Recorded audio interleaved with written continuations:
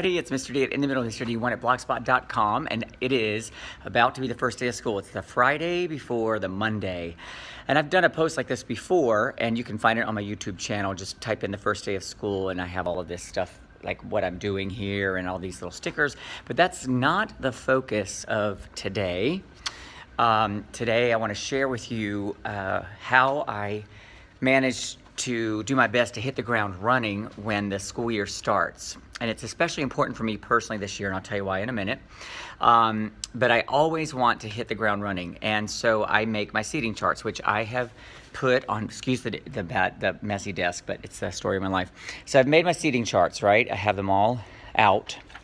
And it took me hours to get all of that done. Now, these are the classes that I know because I've met most of the kids, 7th and 8th grade. And the 6th graders, these are the 6th graders, I don't know them. Okay, so let me talk a little bit about what I do with my 6th graders. Okay, so with my 6th graders, they're all treble. I don't know them. I just put them in alphabetical order so that I can easily, start to learn their first and last names. I did, thank you, Zoe. But we are, that's how I do it. And then I move them around as I hear the singing or any problems with the singing or anything that I need to deal with pretty early in the year as time goes by. Now, I do know the 7th and 8th graders, so I have strategies about that. Now, I mix my 8th graders together after they've been apart by gender, and they are split by gender, 7th grade, and then in 8th grade they come back together. So let me show you what I do with that. Okay, so this is a blank chart, and this is where I would be. So what I usually do, like with my bigger classes, is over here in this area is the area of strength, and on both sides. So I have like soprano and alto, and in the 8th grade class I have the strongest baritones right there in the middle. And so then and I'll sprinkle some others that aren't quite as strong, but I try to make sure I have powerhouses. Okay, and then in here on this level I'll put another powerhouse or two right there, okay, with soprano, alto, and then baritone as well. I usually put my lower baritones in the 8th grade in the back, and then if I have some that are really still tenors, I put them up here so that I can, hear them and help them as they try the lower stuff. The kids that are absent a lot, I usually put them on the ends. That's kind of a little secret. Because it just makes for a better sound, and I've recognized by then which kids miss a lot of school.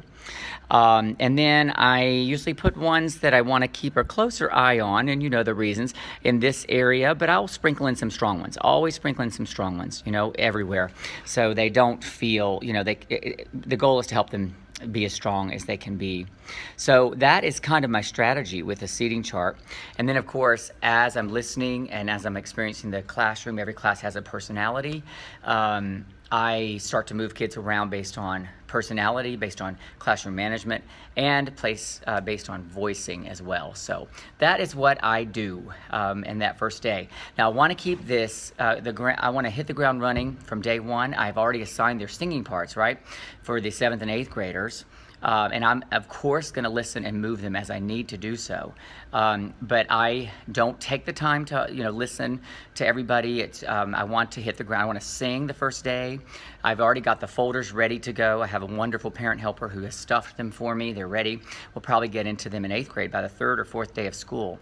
So I have to get going this year really fast because I have 3 weeks with the kids, and then on the Monday of the 4th week of school, I'm having rotator cuff surgery on my left shoulder, which means I will be in a sling, immobile, for 8 weeks. And that's going to be a challenge. And I'm going to share some of that with you on YouTube and on Facebook about what that's like. I'm really nervous about that. And I'm going to try to have the same concert schedule, but I'm going to also give myself some rope if I need it, in order not to do those concerts if I feel like I'm going to risk my health, because I want to heal and I want to heal well. As of now, I'm planning to take 1 week off and then come back the Tuesday after Labor Day in my sling. So I'm going to try to keep you guys abreast of this because I'm sure it's very important for conductors. Now, nobody would know I've had this injury in my left shoulder I'm holding the camera with for years, and it re-injured, I think, worse in January. So I could barely conduct in March. Barely could lift my arm. But I didn't show it. Nobody knew it. I kept working out. I was in rehab from March until July. And then finally we realized the tear is pretty bad. So that is what's coming for me, and I will keep you posted. So Zoe, soprano is usually higher than alto. Alto usually sings harmony a little bit lower. All right, well, I'm gonna go now, and I hope this helps some teachers as you begin to plan for your first day with your seating charts. If you can get them done before that first day, it really does help you and sing in parts right off the top. Have a great day and a great year.